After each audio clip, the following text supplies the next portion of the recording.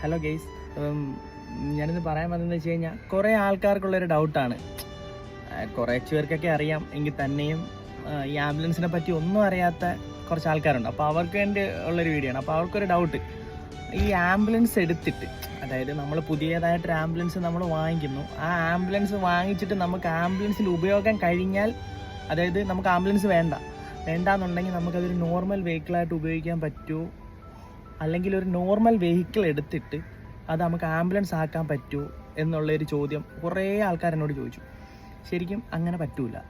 നമ്മൾ ഷോറൂമിൽ നിന്ന് എടുക്കുമ്പം അത് ആംബുലൻസ് ആയിട്ട് തന്നെയാണ് അത് എടുക്കുന്നത്. അത് നമ്മൾ ഉപയോഗം എല്ലാം കഴിഞ്ഞ് നമ്മളത് ലാസ്റ്റ് നമ്മളത് കണ്ടം ചെയ്യും, അതായത് പൊളിക്കാൻ കൊടുക്കുമല്ലോ.